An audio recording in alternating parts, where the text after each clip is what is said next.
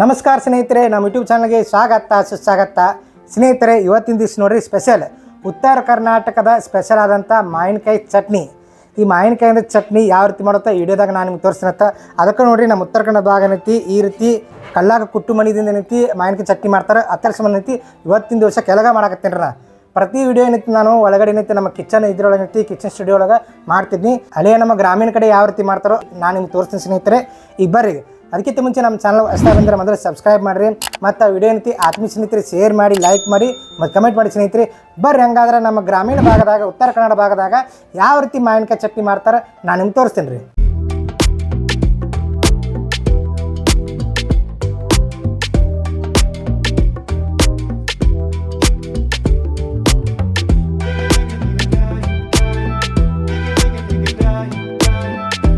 ಒಂದು ಮಾವಿನಕಾಯಿ ತೊಗೊಂಡಿನಿ, ಹಸಿ ಮಾವಿನಕಾಯಿ ರೀ. ಈ ಮಾವಿನಕಾಯಿ ಚಟ್ನಿ ಮಾಡ್ಬೇಕಾರೆ ಹಸಿ ಇದ್ದಿರಬೇಕು ರೀ, ಹಣ್ಣು ಆಗಿರಬಾರ್ದು. ಹಸಿ ಇತ್ತಂದ್ರೆ ಮಾವಿನಕಾಯಿ ಚಟ್ನಿ ಸೂಪರ್ ಆಗಿರ್ತಿ. ಮಾರ್ಕೆಟ್ನಿಂದ ತಂದಿನಿ, ಸ್ವಚ್ಛಾಗಿ ತೊಳ್ಕೊಂಡಿನಿ ರೀ. ಇದನ್ನು ಹೊಳ್ಕೊತೀನಿ ರೀ. ಈಗ ನೋಡಿರಿ, ಒಂದು ಮಾವಿನಕಾಯಿ ಒಳಗೆ ಇಷ್ಟು ಹೊಳ್ಕೊಂಡಿನಿ. ಎಷ್ಟು ಅಂದ್ರೆ ಒಂದು ಪಾವು ಆಗೋಷ್ಟು ಹೊಳ್ಕೊಂಡಿನಿ, ಒಂದು ಅರ್ಧ ಕೂಡ ಉಳ್ಕೊಂಡಿಲ್ಲ ನಾನು. ಇಷ್ಟು ಹೊಳ್ಕೊಂಡು ಯಾಕೆ ಇಷ್ಟು ಹೊಳ್ಕೊಂಡಿನಿ ಅಂದ್ರೆ ನಮ್ಮ ಅಡುಗೆ ಏನೈತಿ ನಮಗೆ ಹುಳಿ ಜಾಸ್ತಿ ಬೇಕಾಗಿಲ್ಲ. ಅದ್ರ ಸಮೇತಿ ಹುಳಿ ಸ್ವಲ್ಪ ಕಡಿಮೆ ಇರ್ಲತ್ತ ಇಷ್ಟು ಹೊಳ್ಕೊಂಡಿನಿ. ಈ ಇದರಿಂದ ಏನೈತಿ ಮಾವಿನಕಾಯಿ ಚಟ್ನಿ ಮಾಡೋಣ್ರಿ. ಈಗ ಸ್ನೇಹಿತರೆ, ಇದನ್ನು ಕಡಲೆಬೇಳೆ ಐತಿರಲ್ಲ, ಕಡಲೆಬೇಳೆ ನಿನ್ನೆ ರಾತ್ರಿ ಏನಿತ್ತಿರಲ್ಲ ಸ್ವಲ್ಪ ನೆನೆ ಇಟ್ಟಿನಿ ಒಂದು 8-10 ತಾಸು. ಯಾಕಂದ್ರೆ ಹೊಟ್ಟಿಗೆ ಬಿರ್ಸಾ ಬರ್ತಾ ಮುಂಚಿತವಾಗಿ ಸ್ವಲ್ಪ ನೆನೆ ಇಡ್ರಿ. ನಾನು ಕಡೆ ನೆನೆ ಇಟ್ಟೇನಿ ರೀ. ಈಗ ಕಡಲೆಬೇಳೆ ರೀ, ಚಟ್ನಿ ಕೊಟ್ಟು ಕಲ್ಲು ಮನೆ ಐತಿರಲ್ಲ ಅದ್ರಾಗ ಫಸ್ಟ್ ಮಾವಿನಕಾಯಿ ಹಾಕೋತೀನಿ ರೀ. ಮಾವಿನಕಾಯಿ ಹಾಕಿದ ಬಳಿಕ ಒಂದು ಬೆಳ್ಳುಳ್ಳಿ ಗಡ್ಡಿ ತೊಗೊಂಡಿನಿ ರೀ, ಅದನ್ನು ಕೂಡ ಸುಳ್ಕೊಂಡಿನಿ, ಅದನ್ನು ಕೂಡ ಹಾಕೋತೀನಿ ನೋಡಿರಿ. 1 ಟೀ ಸ್ಪೂನ್ ಆಗೋಷ್ಟು ಜೀರಿಗೆ ಹಾಕೋತೀನಿ ರೀ. ಕುಟ್ಟು ಮಣಿಯಿಂದ ಸ್ವಲ್ಪ ಕುಟ್ಕೊಳ್ಳಿ ಸ್ನೇಹಿತರೆ. ಈಗ ನೋಡಿರಿ, ಚಟ್ನಿ ಕೊಟ್ಟು ಕಲ್ಲದಿಂದ ಪೂರ್ತಿ ಕುಟ್ಕೊಳಕತ್ತೀನಿ. ಇದನ್ನು ಮಿಕ್ಸರ್ ಹಚ್ಕೊಂಡ್ರೆ ಬರ್ತೈತಿ. ಆದರೆ ಮಿಕ್ಸರ್ ಹಚ್ಚೋದ್ರಿಂದ ಈ ಕುಟ್ಟು ಮನೆಯೊಳಗೆ ನಾವು ಏನು ಮಾಡ್ತೀವಿ, ಮಾಡ್ತೀವಿ ಕೊಡ್ತೀವಲ್ಲ, ಇತರ ಟೇಸ್ಟ್ ಮಿಕ್ಸರ್ದಾಗ ಬರೋದಿಲ್ಲ. ಟೇಸ್ಟ್ ಮಿಕ್ಸರ್ ಹಚ್ಚಿದ್ರಾಗಿತ್ತ ಮತ್ತು ಇದ್ರ ಒಂದು ಸ್ವಲ್ಪ ಟೇಸ್ಟ್ ಚೇಂಜ್ ಇರುತ್ತೆ. ನಮ್ಮ ಉತ್ತರ ಕನ್ನಡ ಭಾಗದಾಗ ಜಾಸ್ತಿ ಗ್ರಾಮೀಣ ಪ್ರದೇಶದಾಗ ಎಲ್ಲ ಕಡೆ ಐತಿ ಕುಟ್ಟು ಮನೆ ತೊಗೊಂಡು ಈ ರೀತಿ ಮಾಡ್ತಾರೆ, ಮಾವಿನಕಾಯಿ ಚಟ್ನಿ ಮಾಡ್ಕೊತಾರೆ ಸ್ನೇಹಿತರೆ. ಅದೇ ರೀತಿ ತಯಾರು ಮಾಡ್ಕೊಳತ್ತೀನಿ ನಾ. ಈಗ ಈ ರೀತಿ ಕುಟ್ಕೊಳ್ಳೋದು. ಈಗ ನೋಡ್ರಿ, ಈ ರೀತಿ ಕುಟ್ಕೊಂಡಿನಿ ನೋಡಿರಿ. ಎಷ್ಟು ನೈಸ್ ಆಗೈತಿ ನೋಡಿರಿ. ಅಟ್ಟ ನೋಡಿರಿ, ತರಿ ಆಗೈತಿ. ಈಗ ಇದ್ರಾಗ ಸ್ವಲ್ಪ ಕಡಲೆಬೇಳೆ ಹಾಕೋತೀನಿ ರೀ. ನಿನ್ನೆ ರಾತ್ರಿ ಏನಂತಾರೆ ಕಡಲೆಬೇಳೆ ಸ್ವಲ್ಪ ನೆನೆಸಿಟ್ಟಿನಿ ರೀ, ಅದನ್ನು ಹಾಕೋತೀನಿ ನೋಡ್ರಿ. ಈಗ ನೋಡ್ರಿ, ಕಡಲೆಬೇಳೆ ಹಾಕೊಂಡಿನ್ರಲ್ಲ, ಕಡಲೆಬೇಳೆ ಕುಟ್ಕೊಂಡ್ರಿ. ಫಸ್ಟ್ ಮಾವಿನಕಾಯಿ ಜೀರಿಗೆ ಮತ್ತು ಮೇಲೆ ಇದನ್ನು ಹಾಕೊಂಡು ಕುಟ್ಕೊಂಡಿರಲ್ಲ, ಅದು ಕುಟ್ಕೊಂಡು ಬಳಿಕ ಏನೈತಿ ಈಗ ನೋಡಿ ಕಡಲೆಬೇಳೆ ಸ್ವಲ್ಪ ಕುಟ್ಕೊತೀನತ್ತ. ಇದನ್ನು ಕೂಡ ಸಣ್ಣಗೆ ಆಗ್ಬೇಕು ರೀ. ನೋಡಿ ಸ್ನೇಹಿತರೆ, ಈ ರೀತಿ ಕುಟ್ಕೊಂಡಿನಿ ನೋಡ್ರಿ. ವಾವ್, ಎಷ್ಟು ಚೆನ್ನಾಗಿತ್ತಲ್ಲ. ಹಿಂಗೆ ಅವಳಿ ಚೋಲಿ ಆಗಿರಬೇಕು. ನಮ್ಮ ಕಡೆ ಉತ್ತರ ಕನ್ನಡ ಭಾಗದಾಗ ಅವಳಿ ಚಳಿ ಆಗಿರ್ಬೇಕಂತಾರು. ಆ ಕಡೆ ಇದಕ್ಕೆ ಇನ್ನೊಂದು ಭಾಷೆದಾಗ ಹೇಳ್ಬೇಕಂದ್ರೆ ತರಿ ಆಗಿರ್ಬೇಕಂತಾರು. ಈಗ ನೋಡಿರಿ, ಈ ರೀತಿ ಆಗೈತಲ್ಲ, ಇದಕ್ಕೆ ಸ್ವಲ್ಪ ಅರಿಶಿನ ಪುಡಿ ಹಾಕ್ತೀನಿ ರೀ. ಭಾಳ ಹಾಕೋಂಗಿಲ್ಲ, 1 ಚಿಟಿಕಿ. ಯಾಕಂದ್ರೆ ಕಲರ್ ಬರೋ ಸಂಬಂಧ ಅರಿಶಿನ ಪುಡಿ 1 ಚಿಟಿಕಿ ಹಾಕೋತೀನತ್ತ. ರುಚಿಗೆ ತಕ್ಕಷ್ಟು ಉಪ್ಪು ಹಾಕೋತೀನಿ ಸ್ನೇಹಿತರೆ. ಚಿಲ್ಲಿ ಪೌಡ್ರ್ ಹಾಕೋತೀನತ್ತ. ಕೆಂಪು ಖಾರ ಪುಡಿ ರೀ. ಬೆಲ್ಲ, ಸಾವಯವ ಬೆಲ್ಲ ಸ್ನೇಹಿತರೆ, ಅದನ್ನು ಕೂಡ ಹಾಕೋತೀನತ್ತ. ಸ್ವಲ್ಪ ಹಿಂಗೆ ಹಾಕೋತೀನಿ. ಈಗ ಇದನ್ನು ಸ್ವಲ್ಪ ಮಿಕ್ಸ್ ಮಾಡಿ ಏನೈತಿರಲ್ಲ ಕುಟ್ಕೋತೀನಿ ರೀ. ಮತ್ತೀಗ ಸಂಪೂರ್ಣ ಮಿಕ್ಸ್ ಮಾಡ್ತೀನಿ ಸ್ನೇಹಿತರೆ. ಎಲ್ಲ ಕಡೆ ಮಿಕ್ಸ್ ಆಗಬೇಕಿದು. ನೀವು ಬೇಕಾದ್ರೆ ಚಿಲ್ಲಿ ಪೌಡ್ರ್ ಇಲ್ಲ ಅಂದ್ರೆ ನೀವು ಹಸಿಮೆಣ್ಸಿನ್ಕಾಯಿ ಚಟ್ನಿ ಹಾಕೋಬೋದು ಸ್ನೇಹಿತರೆ. ಹಸಿಮೆಣ್ಸಿನ್ಕಾಯಿ ಏನೈತಿರಲ್ಲ ಅದನ್ನು ಕೂಡ ನೀವು ಹಸಿಮೆಣ್ಸಿನ್ಕಾಯಿ ಈ ರೀತಿ ಒಳಗಡೆ ಹಾಕೋಬೋದು. ಮತ್ತು ಬೇಕಾದ್ರೆ ಕೆಂಪು ಬ್ಯಾಡಿ ಮೆಣಸಿನ್ಕಾಯಿ ಕೂಡ ಹಾಕೋಬೋದು ಸ್ನೇಹಿತರೆ. ಚಿಲ್ಲಿ ಪೌಡ್ರಕ್ಕೆ ಹಾಕೊಳ್ಳಿಕ್ಕಿಂತ ಅದನ್ನು ಹಾಕ್ಕೊಂಡು ಬರ್ತೈತಿ. ನಾ ಇವತ್ತಿನ ದಿವಸ ಚಿಲ್ಲಿ ಪೌಡ್ರ್ ಹಾಕ್ಕೊಂಡು ನಾನು ನಿಮ್ಗೆ ತೋರ್ಸಕತ್ತೀನಿ ನೋಡಿರಿ. ಈ ರೀತಿ ಪೂರ್ತಿ ಸಂಪೂರ್ಣವಾಗಿ ಮಿಕ್ಸ್ ಮಾಡ್ಕೊಳತ್ತೀನಿ. ಈಗ ಇದೇನೈತಿಲ್ಲ ಕುಟ್ಕೋತೀನಿ ರೀ. ಮತ್ತೊಂದು ಸ್ವಲ್ಪ ಸಣ್ಣ ಆಗ್ಬೇಕ್ರಿ. ಇದು ಕುಟ್ಕೋತೀನಿ ರೀ. ಎಲ್ಲ ಒಂದು ಈರುಳ್ಳಿ, ಒಂದು ಉಳ್ಳಾಗಡ್ಡಿ ಉಳ್ಕೊಂಡಿನಿ ರೀ, ಅದನ್ನು ಕೂಡ ಹಾಕೋತೀನತ್ತ. ಉಳ್ಳಾಗಡ್ಡಿ ತಿನ್ನಲಾರ್ದು ಏನೈತಿ ಉಳ್ಳಾಗಡ್ಡಿ ಸ್ಕಿಪ್ ಮಾಡ್ಬೋದು. ಉಳ್ಳಾಗಡ್ಡಿ ಹಾಕೋಬೇಕತ್ತ, ಈರುಳ್ಳಿ ಹಾಕೋಬೇಕತ್ತ ಏನೇನಿಲ್ಲ. ಈರುಳ್ಳಿ ಬೆಳ್ಳುಳ್ಳಿ ತಿನ್ನಲಾರ್ದವ್ರು ಏನೈತಿ ಸ್ಕಿಪ್ ಮಾಡ್ಬೋದು ಸ್ನೇಹಿತರೆ. ಆದ್ರೆ ಮಾವಿನಕಾಯಿ ಚಟ್ನಿ ಐತಿ ಬೆಳ್ಳುಳ್ಳಿ ಈರುಳ್ಳಿ ಇದ್ರನ್ನ ಒಂದು ಸ್ವಲ್ಪ ಟೇಸ್ಟ್ ಸ್ನೇಹಿತರೆ. ಹತ್ರ ಸುಮ್ಮನೆ ಹಾಕೊಳಕತ್ತೀನಿ. ತಿನ್ನಲಾರ್ದವ್ರು ಬೇಕಾದ್ರೆ ಸ್ಕಿಪ್ ಮಾಡ್ಬೋದು.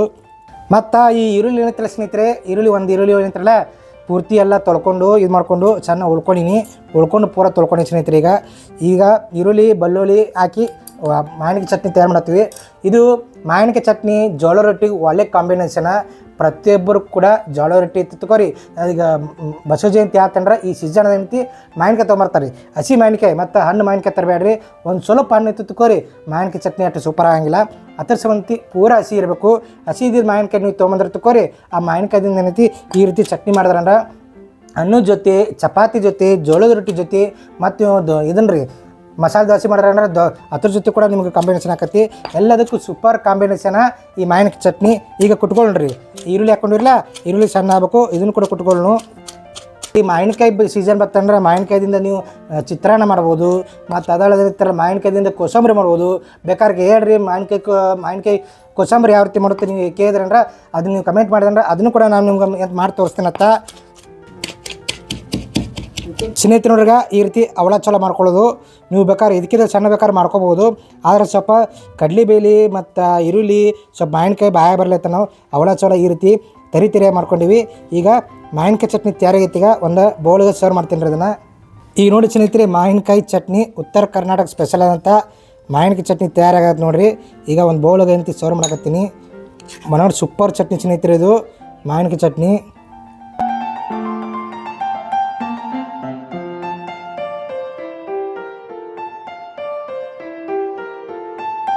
ಸ್ನೇಹಿತರಿಗೆ ಒಂದು ಬೌಲ್ಗೆ ಮಾವಿನಕಾಯಿ ಚಟ್ನಿ ತಯಾರು ಮಾಡ್ಕೊಂಡು ಸರ್ವ್ ಮಾಡ್ಕೊಂಡು ನಿನಗೆ ನೋಡಿರಿ. ಈಗ ಇದನ್ನು ಒಂದು ರೊಟ್ಟಿ ಮೇಲೆ ಹಾಕ್ಕೊಂಡು ನಾನು ನಿಮ್ಗೆ ಟೇಸ್ಟ್ ಮಾಡಿ ತೋರಿಸ್ತೀನಿ ಯಾವ ರೀತಿ ಇರುತ್ತೆ. ಸ್ನೇಹಿತರೆ, ನಮ್ಮ ಉತ್ತರ ಕರ್ನಾಟಕದ ಸ್ಪೆಷಲ್ ಆದಂಥ ಜೋಳ ರೊಟ್ಟಿ ನೋಡಿರಿ. ಒಂದು ಜೋಳ ರೊಟ್ಟಿ ತೊಗೊಂಡಿನಿ, ಅದನ್ನು ಕೂಡ ಹಾಕೋತೀನಿ. ಈಗ ಇದ್ರ ಮ್ಯಾಗ ಹೇಳಿದ್ದು ನೋಡಿರಿ, ಸ್ವಲ್ಪ ಮಾವಿನಕಾಯಿ ಚಟ್ನಿ ಹಾಕೋತೀನಿ ನೋಡಿ ಸ್ನೇಹಿತರೆ. ಮಾವಿನಕಾಯಿ ಚಟ್ನಿ ಹಾಕ್ಕೊಂಡು ಈಗ ಮೇಲ್ಗಡೆ ಸ್ವಲ್ಪ ಎಣ್ಣೆ ಹಾಕೋತೀನಿ ರೀ, ಅಡುಗೆ ಎಣ್ಣೆ ಸ್ನೇಹಿತರೆ. ಅಡುಗೆ ಎಣ್ಣೆ ಹಾಕೋತೀನಿ ಅದು ಮೇಲ್ಗಡೆ.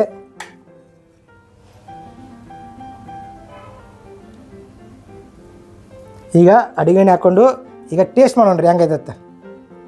ನಮ್ಮ ಉತ್ತರ ಕನ್ನಡ ಭಾಗದಾಗ ಈ ರೀತಿ ಮಾವಿನಕಾಯಿ ಚಟ್ನಿ ಜೋಳ ರೊಟ್ಟಿ ಇದ್ರೆ ಏನಂತೀರಿ ಮನಗಂಡು ಅನ್ನಬೇಕು. ನೋಡಿರಿ ಮಿಕ್ಸ್ ಮಾಡ್ಕೊಳಕತ್ತೀನಿ. ಬರ್ರಿ ಜೋಳ ರೊಟ್ಟಿ ಮಾವಿನಕಾಯಿ ಚಟ್ನಿ ಊಟ ಮಾಡೋಣಂತ. ಸೂಪರ್ ಆಗೈತೆ ಸ್ನೇಹಿತರೆ, ಮನಗಂಡು ಆಗೈತಿ, ಸೂಪರ್ ಆಗೈತಿ ನೋಡ್ರಿ.